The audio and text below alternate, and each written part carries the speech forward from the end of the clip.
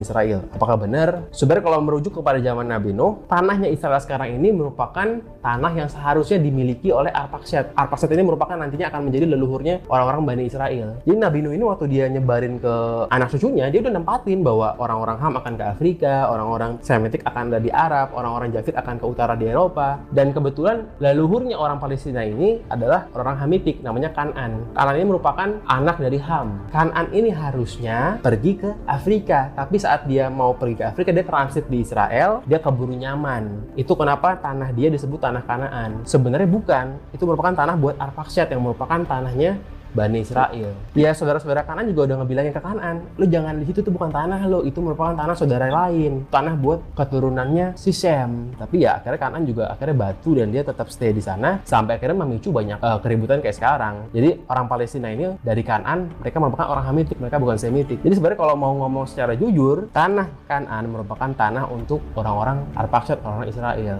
Fakta itu juga menjadi banyak landasan orang-orang Israel, Zionis untuk kembali ke tanah leluhur mereka, karena memang itu tanah leluhur mereka gitu.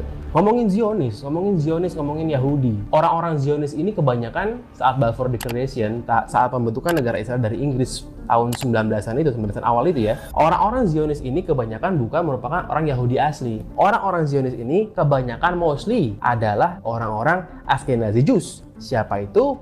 Rothschild merupakan Ashkenazi Jews. Dia tidak punya keturunan Yahudi. Mereka adalah Anglo-Saxon. Mereka adalah orang Eropa. Mereka adalah the fake Jews. Mereka adalah Zionis yang merupakan Yahudi palsu. Kalau kita mau ngomongin orang Ashkenazi Jews, banyak. Populasi Israel sekarang 32% adalah Ashkenazi Jews. Jadi di Israel ada 3 suku besar. Namanya ada Ashkenazi Jews, ada Sephardic Jews, ada Mizrahi Jews. Ashkenazi Jews ini merupakan Jews Eropa, orang-orang Anglo-Saxon yang jadi Yahudi. Sephardic Jews merupakan orang-orang Yahudi yang dari Spanyol, dari Portugal. Sementara kalau Mizrahi Jews merupakan orang-orang Yahudi yang merupakan dari Arab, jadi orang Arab yang Yahudi. Ngomongin siapa aja orang Ashkenazi Jews, orang Ashkenazi Jews itu banyak yang terkenal. Contohnya ada Karl Marx, pembuat komunis, itu Ashkenazi Jews. Hitler juga Ashkenazi Jews. Mark Zuckerberg itu juga dia Ashkenazi Jews. Rothschild Ashkenazi Jews. Albert Einstein Ashkenazi Jews. Dan semua Perdana Menteri Israel dari awal sampai sekarang, Yitzhak Rubin lah, Benjamin Netanyahu, Ariel Sharon, itu semua merupakan Ashkenazi Jews. Di Israel sendiri pun, Ashkenazi Jews mengontrol pemerintahan. Di Israel sendiri pun, orang-orang yang di luar Ashkenazi Jews mendapat perlakuan diskriminasi. Contohnya, orang-orang Mizrahi, orang-orang Sephardic, mereka tidak segampang itu mendapatkan pendidikan. Kalau dibandingin orang-orang yang maju sama yang illiterate, yang nggak bisa baca tulis, di Israel itu dominan adalah orang-orang Ashkenazi yang